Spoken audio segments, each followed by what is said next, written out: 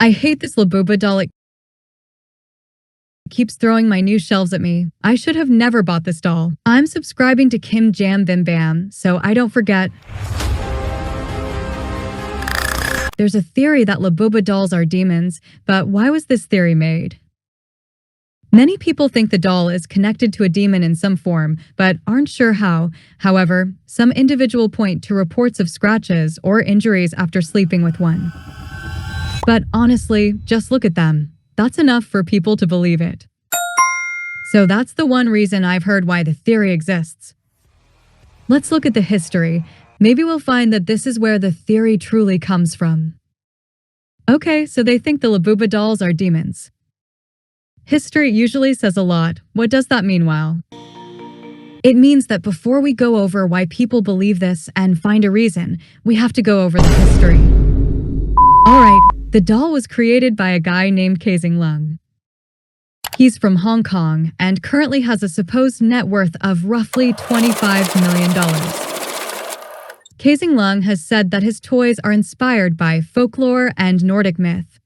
So, we should be able to find something about this doll by peeking into that. We're not done yet because that's not all. His original artwork featured these same types of creatures. Not just one, but many. That's the history covered. So, what did we learn through the history we looked over?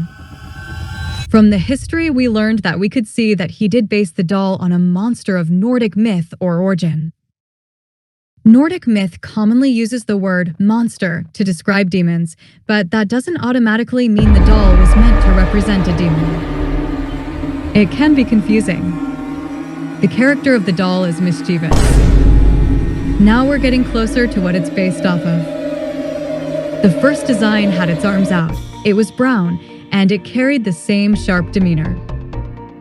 We know that holding out the arms can look like seeking an embrace, which has religious undertones, like God telling people not to fear. Furthermore, the Labubu also has brown fur, a color often associated with calmness.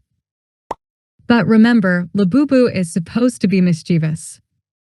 So, it's kind of like Loki, a trickster figure. Maybe a little like a troll, maybe like a Nis, but it doesn't quite fit any of those.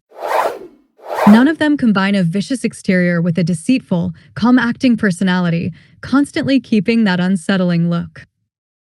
That's what we're looking for, but there's not many, if any, Nordic creatures that say this. Now let's look at Pazuzu, what Labubu most sounds like, also a supposed demon. He has his arms stretched out, ready for what looks like a friendly greeting, but it hides an evil intention. All while still looking frightening. So, he fits the description, pretending to be kind while looking sinister, and not truly in control. Also, from an old myth, most likely the oldest demon, as it's from the Mesopotamians, which is something Kasing liked to research. The Labubus so far have 7 friends, each seemingly connected to the 7 deadly sins: pride, lust, envy, gluttony, wrath, sloth, and greed. Labubu himself embodies mischief, which is most notable as it connects directly to greed.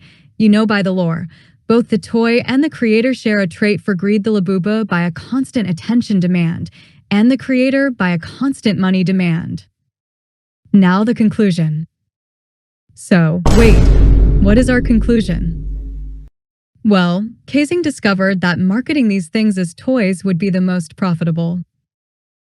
He knew how to advertise them, having worked in similar fields before, and much of his previous artwork also leaned toward themes of darkness or evil.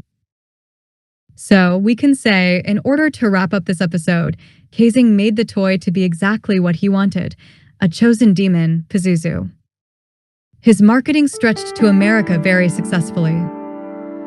In fact, while only about 44% of people in his own region purchased them, at least 50% of buyers are Americans. In other words, here we are, a religious country buying toys that many believe are tied to spirits. This is basically the Ouija board all over again. I mean, come on, is it not said the history doesn't often repeat, but does often rhyme? Anyways, the answer is yes. The marketing is not just profitable. It's potentially detrimental to the health of America's religious beliefs, drowning our ability to recognize evil when it's right in front of us. Now the ending. Here's the ending while I know. For the safety of your back, your country, your religion, your money, and more, please don't buy the doll. Ernest Hemingway once said, "Sometimes it's safer to fall for the bait than to swim to the sea." Maybe he was right, at least when it comes to thumbnails. Speaking of thumbnails, YouTube thinks you'll enjoy the 2 videos on screen right now. So, please use your thumbs to click those nails. Or maybe to tell us what we should make next.